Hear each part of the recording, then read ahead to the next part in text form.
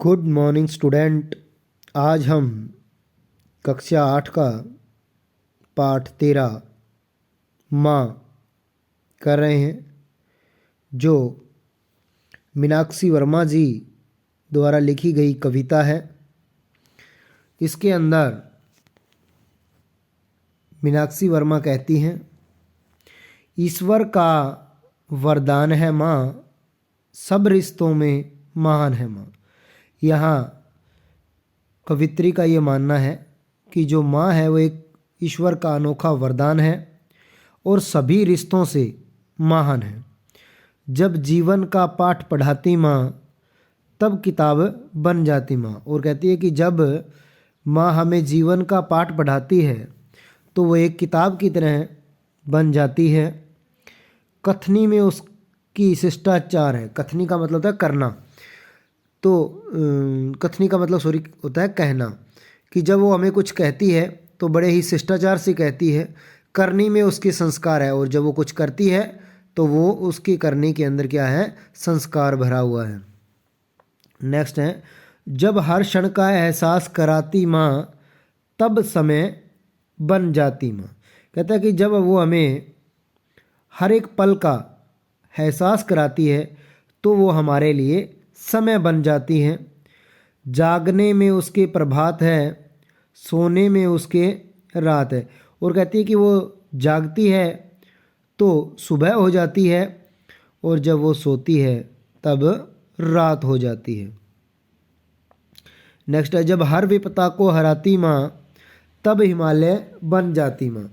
कहता है कि विपदा का मतलब होता है परेशानी या मुसीबत।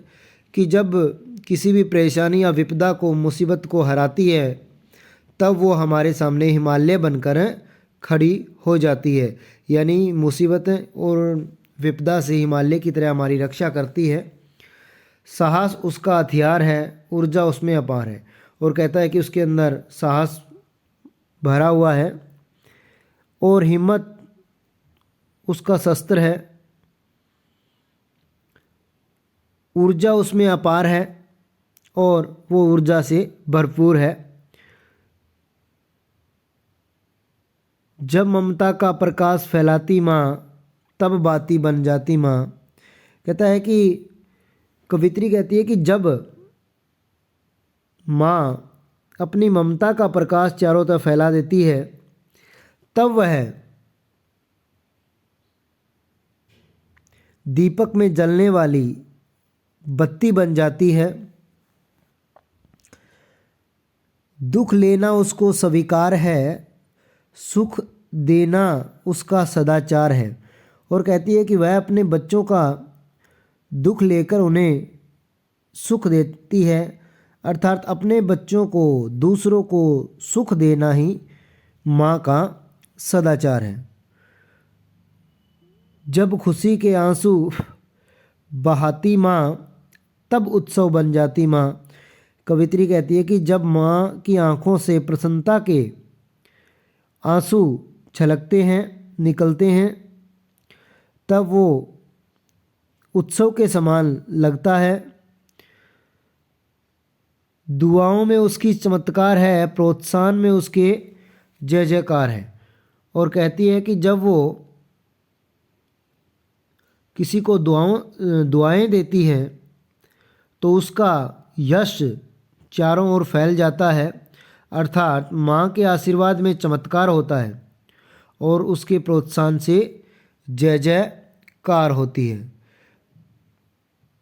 जब खुद कम खाकर बच्चों को खिलाती माँ, तब गोरिया बन जाती माँ।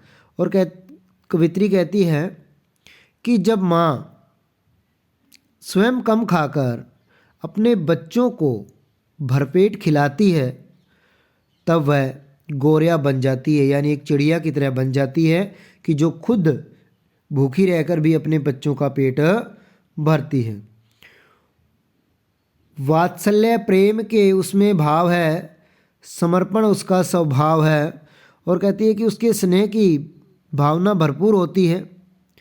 माँ का स्वभाव ही समर्पण है, अर्थात वह वात्सल्य और त्याग से सदा दूसरों का ख्याल रखती है। जब आगे बढ़ने का गीत सुनाती माँ, तब नदी बन जाती माँ। कवित्री कहती है कि जब माँ अपने बच्चों को जीवन में आगे बढ़ने का गीत सुनाती है तब वह नदी बन जाती है। जैसे नदी का स्वभाव होता है कि निरंतर आगे बढ़ते रहना, ठीक उसी तरह वह अपने बच्चों को निरंतर अपने जीवन में आगे बढ़ने का संदेश देती है। मर्यादित रहना उसका व्यवहार है, सहनशीलता उसका उपहार है। मर्यादा में रहना माँ का व्यवहार है, अर्थात माँ सदा मर्यादा में रहती है। और सहनशीलता यानी मुश्किल से मुश्किल परिस्थितियों को सहन करना उसका एक उपहार है। जब निस्वार्थ भाव जगाती माँ, तब धरती बन जाती माँ। कहती है, एक कवित्री कहती है कि जब माँ बिना किसी स्वार्थ के सेवा करती है तो वो एक धरती के समान बन जाती है। जिस तरह धरती है वो बिना किसी स्वार्थ के लोगों को कुछ ना कुछ देने में ही विश्वास रखती है, ठीक उसी प्रकार केवल देने में उसका विस्तार है, चरणों में उसके स्वर्ग द्वार है। कहते हैं कि उसी प्रकार वह सभी को कुछ ना कुछ देने में विश्वास रखती है और माँ के चरणों में ही स्वर्ग द्वार मिलता है। अर्थात माँ की सेवा को, माँ के चरणों को सबसे उत्तम बताया है कवित्री ने। तो स्टूडेंट, आप लोगों ने इस कविता की जो व्याख्या है वो रफ नोटबुक पे खुद करके देखनी है। नेक्स्ट वीडियो में मैं इसकी व्याख्या है वो डाल दूँगा। Thank you.